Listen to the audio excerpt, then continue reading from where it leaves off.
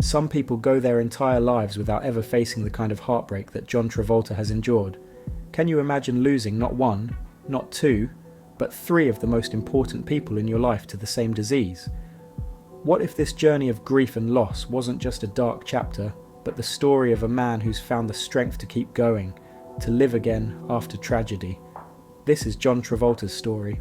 The 1980s weren't kind to John Travolta professionally, but personally, he was slowly healing. The pain of losing his two greatest loves to cancer, coupled with his struggles in Hollywood, was enough to break most people. But John wasn't most people. He had always carried an unwavering belief in love, in life, and in the power of second chances. In 1988, ready to take another shot at happiness, he met Kelly Preston, an actress who would change his life forever. While filming a movie called The Experts, he met Kelly. She was beautiful, talented, warm, everything John needed after years of heartache. They clicked immediately, the chemistry was undeniable, and by 1991 they were married in a midnight ceremony in Paris. It was romantic, hopeful, a fresh start for a man who had seen so much darkness. John and Kelly weren't just husband and wife, they were partners, best friends, a team ready to build a life together. In 1992, they welcomed their first child, a son they named Jet. 2 years later, a daughter, Ella Blue, joined their family, and in 2010, another son, Benjamin, completed their lives.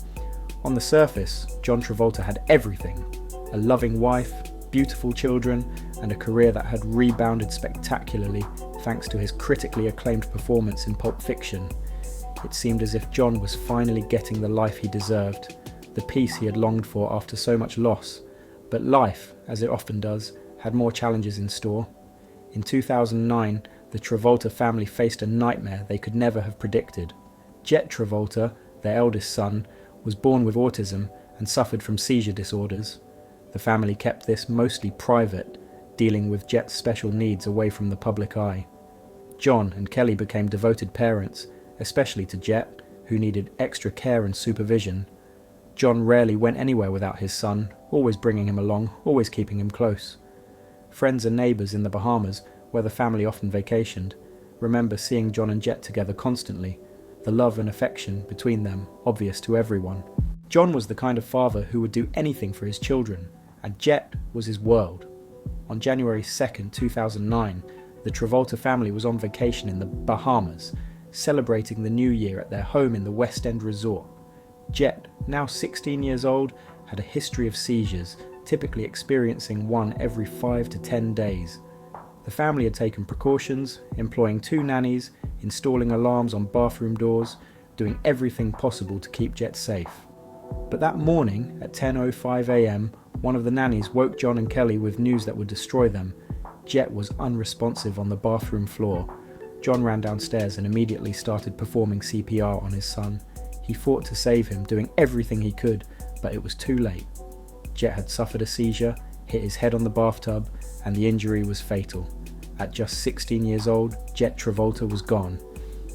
The family attorney later said that John never dreamed this could happen. Their relationship was so close, so special, it felt impossible that his son, the one he devoted himself to, would be taken from him so suddenly. To bury your child is the worst thing you can ever do, the attorney said, and John was heartbroken in a way that words couldn't capture. But the nightmare didn't end there. In the aftermath of Jet's passing, an ambulance driver and a former Bahamian senator attempted to extort $25 million from John and Kelly. They threatened to release private information about Jet's death, trying to profit from the family's tragedy. John testified at a high-profile trial, but eventually the stress became too much for the family to bear, and he dropped the case. The whole ordeal added layers of trauma to an already unbearable situation. In 2010, Kelly gave birth to Benjamin, and John told reporters that the baby had given their house a renewed spirit. They were healing slowly, finding ways to honour Jet's memory while moving forward. John created the Jet Travolta Foundation to help children with special needs, channeling his pain into something meaningful. But even as they rebuilt their lives, even as joy returned in small moments, cancer was waiting in the shadows, ready to strike once more. In 2018, Kelly Preston received news that must have felt like a curse coming full circle. She was diagnosed with breast cancer, the same disease that had taken Diana Hyland and Helen Travolta decades earlier. For John, It had to be a waking nightmare, a cruel repetition of history. But Kelly made a choice that speaks volumes about her character and her desire to protect her family. She kept her diagnosis almost completely private. She didn't make public statements, didn't share her battle on social media, didn't seek sympathy or attention. Instead, she fought quietly, receiving treatment at the MD Anderson Cancer Center in Houston, one of the best cancer facilities in the world. For 2 years, Kelly underwent chemotherapy, radiation, whatever treatments her doctors recommended. She kept working when she could, appearing alongside John in the 2018 film Gotti, where she played Victoria Gotti to his John Gotti. It would be her last film role, though nobody knew it at the time. After the Gotti premiere, Kelly essentially disappeared from the public eye. No more red carpets, no more interviews, no more Instagram posts showing the picture-perfect family life. Those close to the family knew something was wrong, but Kelly's privacy was respected. John watched his wife battle the same enemy that had taken his first love and his mother. He'd been through this twice before, knew how it ended, but still hoped that maybe this time would be different. Maybe modern medicine had advanced enough. Maybe Kelly would be the one to beat it. He supported her through treatments, cared for their children, and tried to keep life as normal as possible. But cancer doesn't care about hope or fairness or how much you've already suffered. On July 12, 2020, Kelly Preston lost her battle with breast cancer. She was 57 years old, gone too soon, leaving behind John and their 2 children, Ella and Benjamin. John announced her passing on Instagram with a message that was both heartbreaking and dignified. He thanked the doctors and nurses at MD Anderson, thanked their friends and loved ones who had been there. He promised to take time away to be there for his children, who'd now lost their mother. The post was simple, raw, honest, everything you'd expect from a man who'd become an expert in grief. For John Travolta, this marked the 3rd time breast cancer had stolen someone he loved. Diana at 41, his mother at 66, and now Kelly at 57. 3 women, 3 separate decades, the same devastating disease. Add Jet's tragic passing, and you have a level of loss that most people can't even imagine. How does someone survive that? How do you wake up every morning knowing that cancer has haunted your life for over 40 years? How do you trust in love, in life, in the future, when so much has been taken? In the months following Kelly's passing, John Travolta did something unexpected. He opened up about grief in a way that most celebrities never do. In a series of interviews, he shared what he'd learned through decades of loss, and his words resonated with millions of people dealing with their own heartbreak. John explained that mourning is deeply personal, that everyone's journey through grief is different. He'd learned that you can't rush it, can't force it, can't let other people's sadness overwhelm your own process. John admitted that after Kelly died, he felt saturated with everyone else's grief. People reached out with love and support, which he appreciated, but their sadness sometimes felt bigger than his own, leaving no space for him to actually mourn. He realised that the first thing you should do when experiencing grief is go to a place where you can process it without interference. Otherwise, it becomes like 2 boats sinking together, he said. And that doesn't help anyone. His advice was simple but profound. Allow people to live through their grief. Don't complicate it with yours. For several years after Kelly's passing, friends said John was just existing. He was going through the motions, caring for Ella and Benjamin, but not really living. The spark that had defined him, that charisma and joy, seemed dimmed by endless loss. He focused on his children, helping Ella pursue her acting career, raising Benjamin, making sure they were okay. But somewhere in that process of caring for them, John forgot to care for himself. And then something shifted. By 2024, 4 years after Kelly's death, John started showing signs of genuine healing. He took Ella to the Paris Olympics, a spontaneous trip filled with 5-star hotels, Michelin-starred restaurants, museum tours, and sporting events.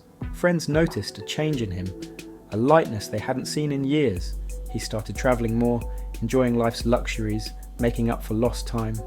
People who knew him well said the old John was back, that he was finally ready to embrace living again.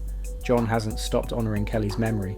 He posts tributes on her birthday, on Mother's Day, keeping her present in their lives while also moving forward. He's learned to talk about death openly with Benjamin, helping his youngest son understand that grief is natural but doesn't have to define you. When Benjamin expressed fear that John might die too, John gently explained the differences, offering comfort while being honest. It's the kind of parenting that comes from experience, from having navigated loss multiple times and learning how to survive it. At 70 years old, John Travolta is in what he calls a good emotional and physical place. He's travelling the world, checking items off his bucket list, being extraordinarily generous with his time and resources. He pilots his own planes, takes his kids on adventures, surrounds himself with friends who make him laugh. He's not running from grief. He's choosing to celebrate life while keeping the memories of those he's lost close to his heart. Kelly will always be part of his life, he said, but that doesn't mean he can't enjoy living. And that's the lesson John's teaching all of us, that there is life after devastating loss, that you can honour the dead while still choosing joy. John Travolta's story isn't just about tragedy, though there's certainly been plenty of that. It's about something deeper, something that speaks to the core of human resilience. This is a man who's lost 3 women he loved deeply to the same disease, breast cancer, watched his teenage son die suddenly, faced attempted extortion during his darkest moment, and still found the strength to keep going. Most people would crumble under a fraction of that weight, but John didn't. He bent, he broke.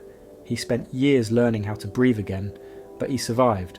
What makes John's journey so powerful is his willingness to be vulnerable about it.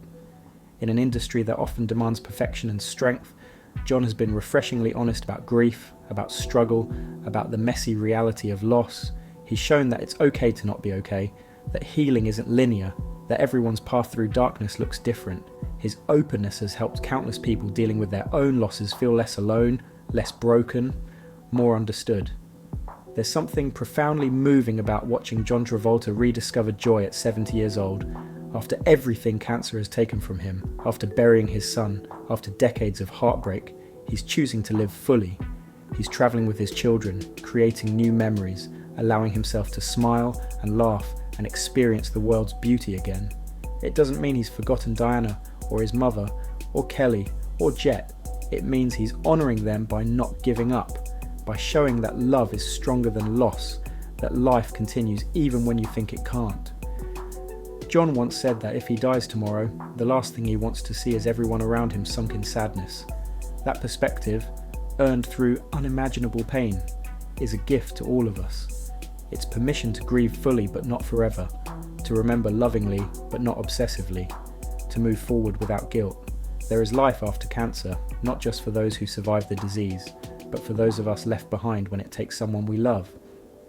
John Travolta's story proves that the human spirit is more resilient than we often give it credit for. Even when cancer returns again and again, even when loss seems endless, there's still hope, there's still possibility, there's still joy waiting on the other side if we're brave enough to reach for it. And if John Travolta, who's endured more than most of us can imagine, can find his way back to living fully, maybe we all can. So, here's the real question. What can we learn from John's journey? How does his story change the way we think about grief, about loss, about survival? Do you agree with his approach to mourning, that it's deeply personal and everyone needs their own path? Have you, or someone you love, faced similar battles with cancer? How did you find the strength to keep going when it felt impossible? Share your stories in the comments below. Let's create a space where we can support each other through life's hardest moments. And if John Travolta's story moved you, if his resilience inspired you, if you believe in the power of sharing these important conversations, do me a favour, hit that like button and subscribe to the channel. We're building a community here, one that doesn't shy away from difficult topics, that honours real struggles and real survival. Because stories like John's, they matter. They remind us that we're not alone, that grief is universal, and that hope is always possible, even after unimaginable loss. John Travolta is still dancing, still flying, still living, and that's the most beautiful ending we could ask for.